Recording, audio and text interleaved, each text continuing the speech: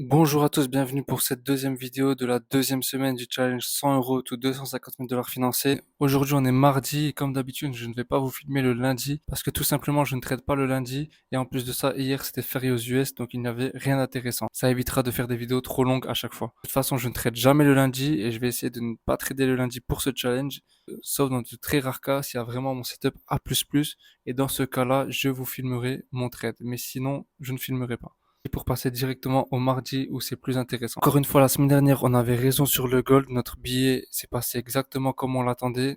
Le gold a chuté directement dès l'ouverture weekly. On avait donc raison sur la direction que le gold allait prendre. Le gold a directement chuté depuis notre fair value gap daily. Je vais vous montrer ça directement sur les graphiques juste après. Le gold a directement chuté depuis notre zone de sell, qu'on avait pris même le sell la semaine dernière, et malheureusement on s'est fait BE. Et de toute façon, ils nous auraient sorti à un micro pips près pour partir ensuite dans notre direction. Je vous emmène directement sur les graphiques pour qu'on puisse voir ça tout de suite. Vous le voyez l'équipe, on avait la bonne vision la semaine dernière sur notre sell. On est bienvenu dans notre Fair Value Gap Daily. On a bien pris ces previous daily high juste ici. Et le prix a directement chuté. Enfin, directement non. On a déjà repris notre PE, notre SL de 1 micro pips. Ce sacré gold. Boum. Comme vous voyez, juste là. Et boum, il est parti directement à l'ouverture dimanche.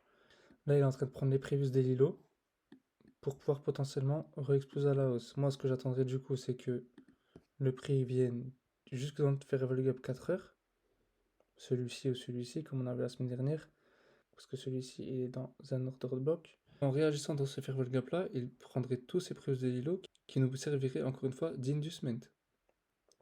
Donc vous verrez, hein, je j'emploie tout le temps les mêmes mots, ça peut paraître ennuyeux et répétitif parce que c'est tout le temps les mêmes mots, mais c'est ça la stratégie qui fonctionne pour moi, vraiment parce que ma stratégie est la plus simplifiée possible avec le moins de concepts possible. C'est-à-dire que j'ai pas pris 10 000 concepts ensemble pour faire le truc le plus compliqué possible. Non, le but c'est d'avoir le moins de concepts possible dans une stratégie pour en faire une stratégie simple et efficace. Donc j'ai pas besoin de sortir 10 000 mots différents tous les jours. Moi, mes mots, ce sera liquidité, order block, fair value gap, inducement. Previous daily high, previous daily low. Ciao, c'est tout, ça s'arrête là. On n'aura pas besoin de plus que ça. Donc comme je vous disais, j'attendrai que le prix vienne dans ce fair value gap là pour prendre tous ces inducements et repartir à la hausse. Ou alors potentiellement pour aujourd'hui, j'attendrai qu'il vienne dans ce fair value gap 1 heure, qu'il retrace dans ce fair value gap pour repartir à la baisse jusqu'à notre fair value gap 4 heures. Vous voyez, si là on retrace et qu'on vient là-dedans, je prendrai potentiellement une vente pour viser notre fair value gap 4 heures. Donc on verra bien ce qui se passe. On verra si ce lot ici il tient et si ça va pas un peu plus profondément. Mais je pense que pour moi ça devrait le faire. Mais on verra bien ce qui se passe cette semaine. Demain on a FMOC. Donc on va surveiller ça. Aujourd'hui il n'y a rien de fou. Demain FMOC et après le reste de la semaine est assez calme je pense. Ici Banque Holiday en Europe, mais personnellement quand c'est Banque Holiday en Europe, j'en prends pas compte, on s'en fout un peu, c'est plus surtout contre de New York, donc moi c'est plus ce qui se passe aux US qui m'intéresse. Ici on a une Employment Claim comme tous les jeudis. Ça, prélim GTP, bon, c'est pas si important que ça. Tac tac, et voilà, vendredi PCE. Donc ça va être une semaine assez calme à part pour FMOC, on verra. Mais sinon ça va le faire. Donc je vous redis à tout à l'heure l'équipe pour voir qu'est-ce qui s'est passé et si on a potentiellement pris un trade ou non. Donc comme vous voyez, c'est strictement rien passé durant cette journée. Je pense que le marché se prépare pour demain FMOC. J'espère vraiment qu'on vienne retracer dans cette zone pour qu'on puisse prendre un sell demain et potentiellement venir chercher cette zone. Ce serait l'idéal. J'espère si on peut se placer avant la FMOC, ce serait pas mal, hein, si ça me donne un bon point d'entrée. Sinon bah, tant pis, on attendra jeudi du coup. Je vous dis à demain l'équipe, en espérant encore une fois qu'il y ait de meilleures opportunités. Hello l'équipe, pour aujourd'hui on attend toujours la même zone de celle qu'hier, se faire voir le gap là ici en 1 heure. Ici là comme vous pouvez voir on a bien retracé, et tout ça c'est de la liquidité, c'est sûr qu'on va drop.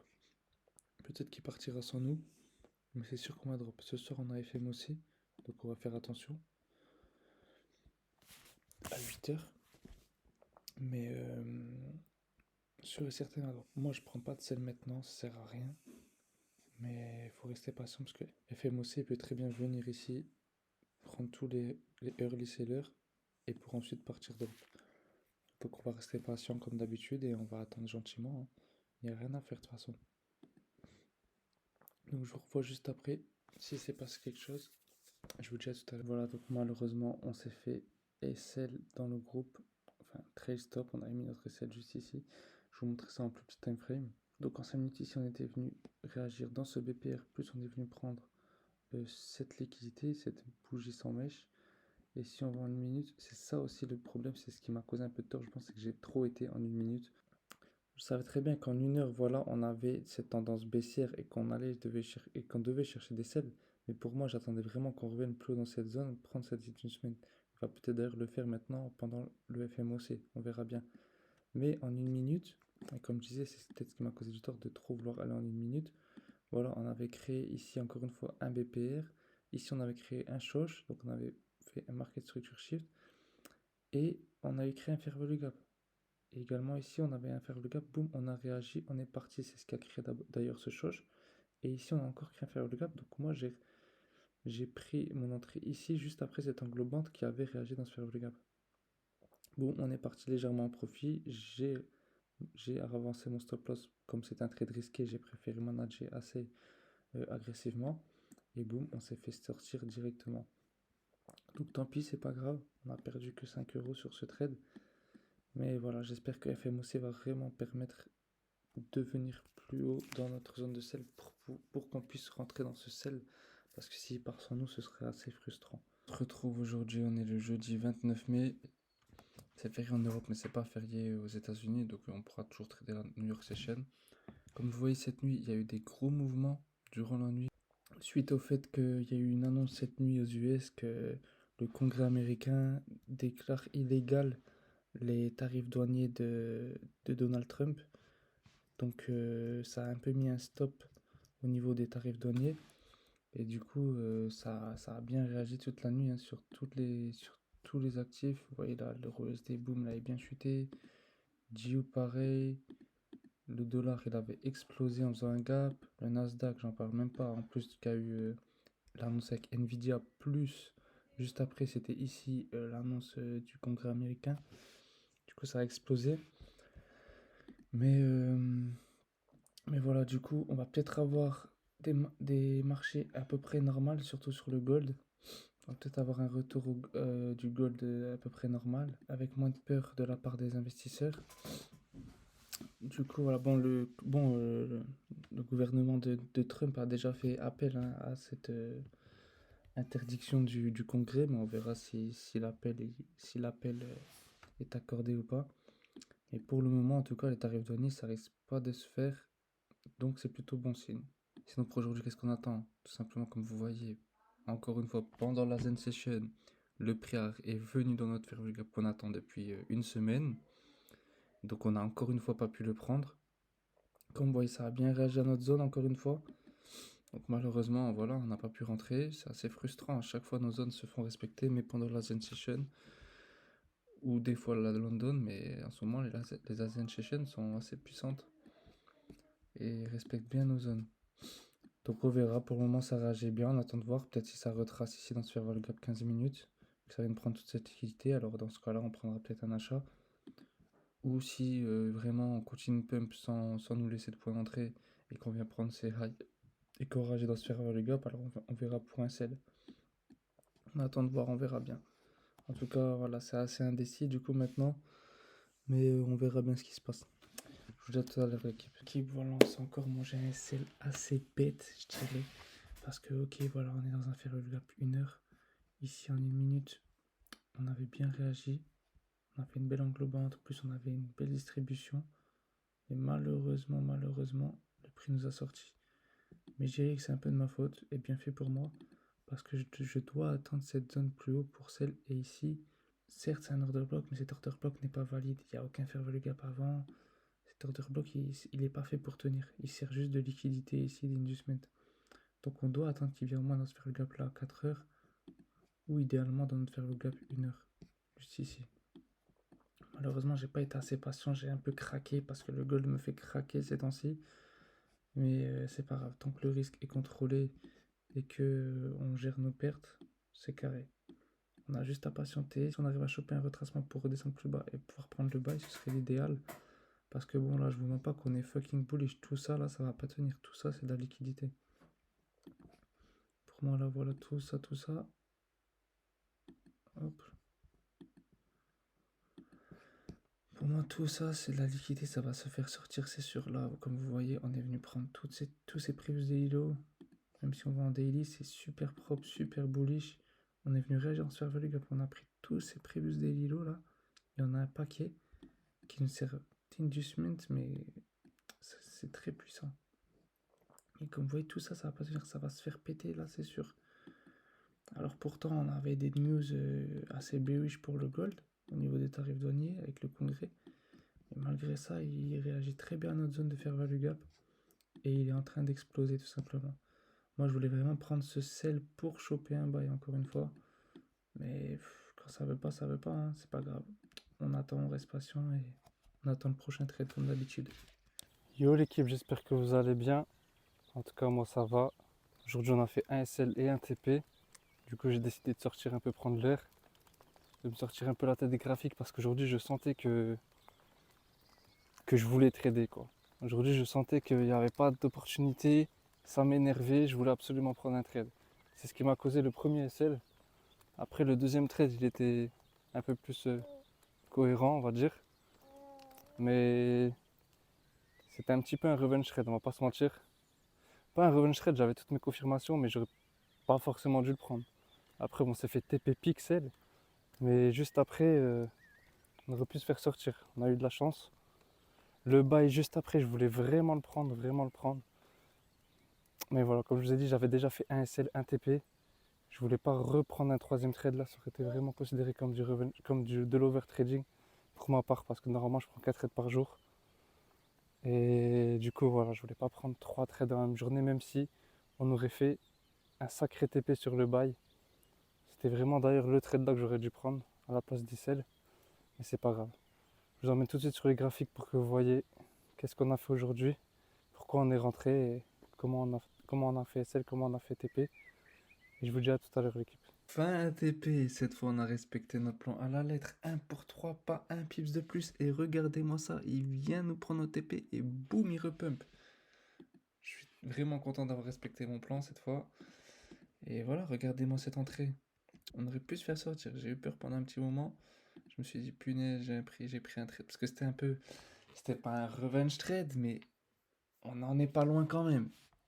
On est quand même toujours à contre-tendance. Normalement, voilà, quand tu prends un trade contre-tendance, t'en prends un, t'en prends pas deux. Mais bon, on était.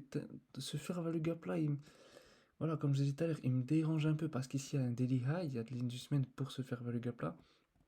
Mais je voyais que le prix, il parlait chinois dans cette zone, il voulait pas le casser tout de suite. Et voilà, il a créé ici une manipulation.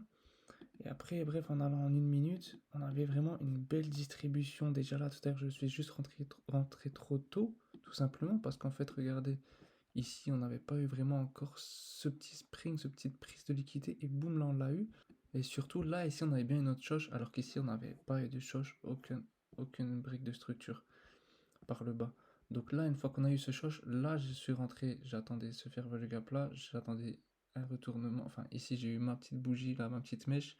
Du coup, je suis rentré. Comme vous voyez, la continue de pump un peu, et boum, après, il est reparti. Donc, TP pixel, TP magnifique.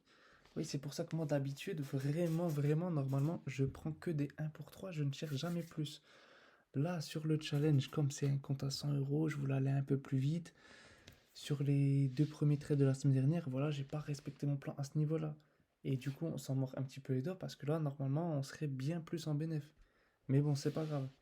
Et là, avec un seul trade gagnant, malgré qu'on a fait deux pertes juste avant et plusieurs BE, avec un seul trade gagnant, on remonte la pente et on revient même en bénéfice. Et ça, l'équipe, ça c'est magnifique. Maintenant, du coup, on peut attendre patiemment demain. J'ai vraiment envie de prendre un bail dans cette zone, j'avais vraiment envie. Déjà ici j'ai failli couper notre sel pour prendre un achat, mais heureusement que je l'ai pas fait. Et ici j'avais vraiment envie de prendre un achat. Comme je vous ai dit, ici on a pris toute la liquidité. Et là on est venu réagir dans un fair value gap 15 minutes en prenant toute cette liquidité. Et comme je vous dis, le prix va casser ce high, c'est sûr et certain, c'est qu'une question de temps. C'est pour ça que le sell était très risqué, mais je voulais le tenter quand même, un petit retracement. Parce que le prix n'a pas retracé de la journée. Et comme je vous dis, c'est sûr qu'on est dans cette zone. Voire même si on va pas péter tous ces highs, comme je vous ai dit. Mais on va voir, on verra. Et donc je vous mens pas, ce petit bail dans cette zone est très intéressant. Mais on a déjà pris 2 trades aujourd'hui, un SL, un TP, on va s'arrêter là pour aujourd'hui, tout simplement. On ne va pas aller chercher plus. Et on attend demain. Donc je vous dis à demain l'équipe. Et c'est pour ça l'équipe, quand vous sentez que vos émotions commencent à entrer en jeu, quand vous sentez que vous commencez à être émotionnel, que vous avez envie de trader, que ça fait trop longtemps que vous êtes sur les graphiques, comme moi tout à l'heure, je sentais que voilà, ça faisait 2 jours que je restais trop longtemps sur les graphiques par rapport à ce que je devrais être. Normalement, c'est 2 heures par jour, 3 heures max. Là, je restais toute la journée, même hier, pareil. Donc je sentais qu'il fallait que je sorte. N'hésitez pas à sortir, à vous oxygéner le cerveau, à prendre l'air, à respirer l'air, à aller voir la nature. En plus, franchement, elle est belle la France, semblant de rien. Là, pour certains, ils vont dire ouais, c'est juste de l'air, plus des champs, mais regardez la nature, les gars. C'est important de se connecter avec la nature. De pas toujours être sur les graphiques, enfermé dans votre chambre. Vous avez capté, Dubaï c'est bien, New York c'est bien, mais avec des immeubles, il faut un peu de nature. Si t'es pas connecté avec la nature, comment tu vas être centré sur toi-même? C'est pas possible, la nature c'est la base de tout. Vous voyez, si j'aurais pris le bail, ok, j'aurais fait TP, mais est-ce que j'aurais été fier de moi? J'aurais pas été fier de moi parce que j'aurais pas respecté mon plan en fait, tout simplement. Mon plan c'est un trade par jour. Deux max, max du max. Donc si j'avais donc si j'avais pris ce bail, et même si on avait TP, bah ok, cette fois-ci on aurait TP, mais sur du long terme, la discipline, c'est ce qui paye. Parce que peut-être que cette fois-ci j'aurais TP, mais une autre fois, bah, j'aurais pris l'habitude de ne pas respecter mon plan. Et à chaque fois, je dévierais de mon plan les autres fois. Et à chaque fois, je prendrais 3 trades. Et sauf que les prochaines fois, je me ferais sortir, je me ferais SL. Alors que là, le fait que j'ai respecté mon plan, bah, ça me permet que les prochaines fois, je resterai discipliné parce que je prends l'habitude de rester discipliné, de respecter mon plan. Alors que si tu prends l'habitude de ne pas respecter ton plan, bah, tu vas jamais le respecter. Et certes, tu vas TP une fois de temps en temps, mais tu ne seras pas fier de toi dans le fond. Et sur le long terme, les autres fois, tu vas essayer. Yo l'équipe, j'espère que vous allez bien. Aujourd'hui on est samedi, hier vendredi j'ai pas eu le temps de prendre en vidéo. Donc du coup récapitulatif de la semaine, 4 SL et un seul TP. Donc pas très bonne semaine pour nous. Mais bon, c'est pas grave, on va se rattraper la semaine prochaine. C'est un nouveau mois, nouvelle semaine, nouveau mois. Donc on va repartir de zéro entre guillemets. Hier j'ai mangé 2 SL. Du coup, jeudi, je vous avais dit, j'avais fait un SL, un TP. Et hier, vendredi, j'ai fait 2 SL. Déjà, je peux m'en vouloir qu'à moi-même. Et au moins, c'est bien que je fasse ces erreurs. Au moins, vous voyez que quand on respecte pas son plan, on se mange des SL. Pas tout le temps, mais souvent. Et c'est ces SL-là qui tuent notre profitabilité en trading. Tout simplement parce que déjà, j'ai pris un trade pendant la London Session. Mon premier trade, mon premier SL de la journée hier. Ah, ça fait au moins 6 trades qu'on rate parce que le prix vient dans nos zones d'achat ou de vente pendant la Zen Session, pendant la London Session. Alors hier, je me suis réveillé, j'ai vu le trade était dans notre zone d'achat, j'ai craqué, j'ai pris le trade. C'est des choses qui arrivent. On peut craquer de temps en temps, on est humain. Mais le but, c'est tout simplement de s'en rendre compte des erreurs qu'on fait. De pas les répéter, les répéter. Là, je sais que la semaine prochaine, je ne referai pas cette erreur. Peut-être que je vais recraquer dans un mois, dans 2 mois. Mais au moins là, j'anticipe et je prévois pour au moins les prochaines semaines de ne pas recraquer sur ça. Je sais que c'est une chose, une erreur que j'ai faite qu'il ne faut pas que je reproduise tout de suite, en tout cas. Mais je ne dis pas que je vais plus la reproduire de toute ma vie. Dans une carrière de trader, tu peux trader pendant 30 ans, 40 ans, bah forcément, il y a des jours où tu vas craquer. C'est obligé, tu es humain, tu n'es pas un robot. Mais le but, c'est de s'en rendre compte et de le faire le moins de fois possible, tout simplement. Donc voilà, j'ai pris un trade pendant la London Session.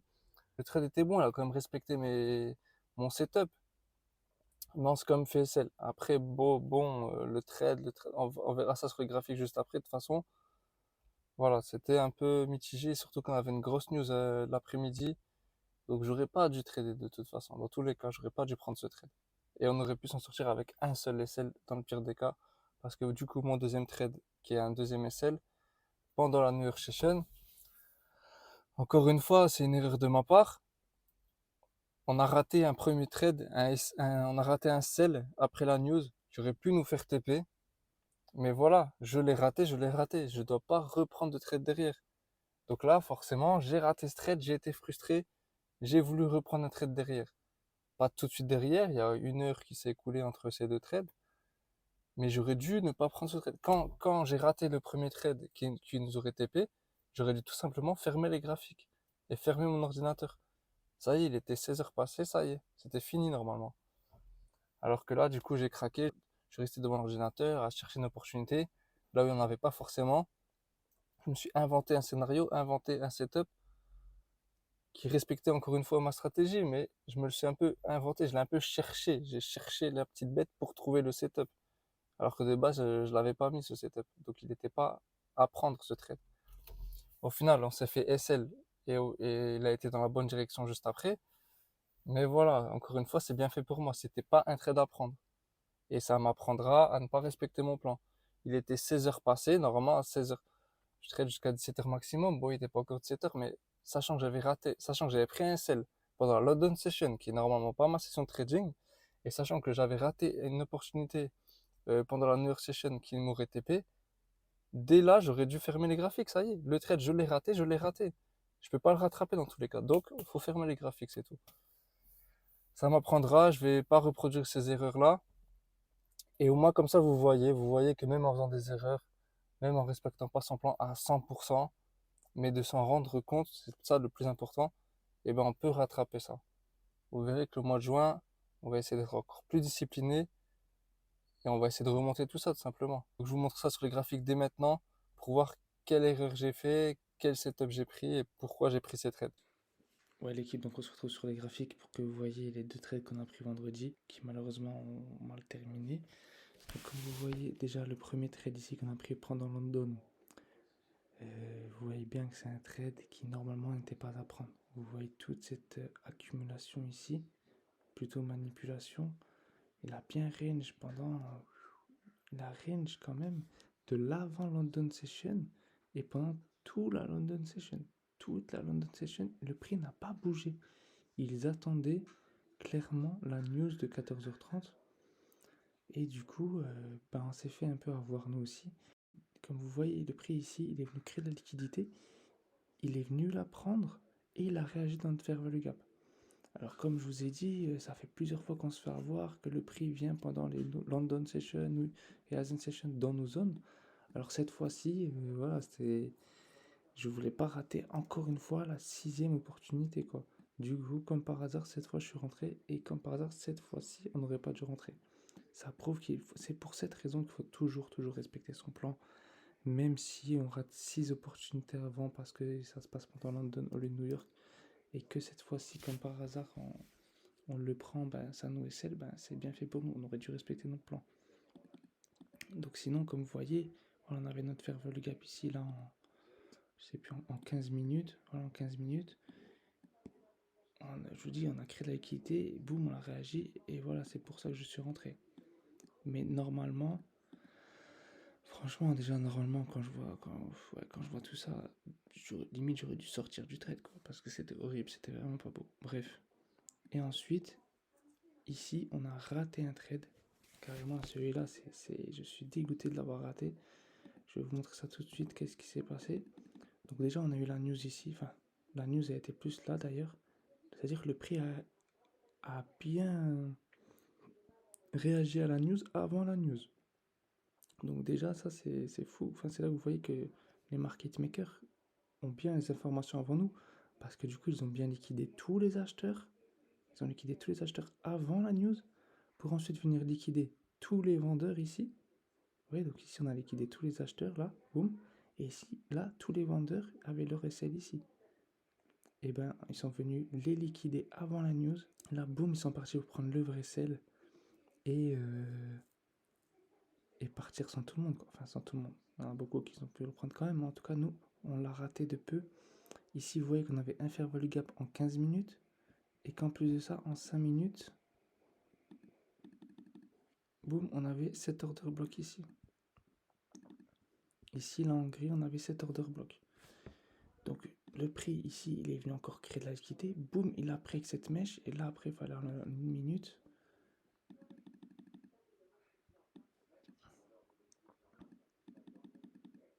C'est ici, voilà, boum, en une minute qu'il part.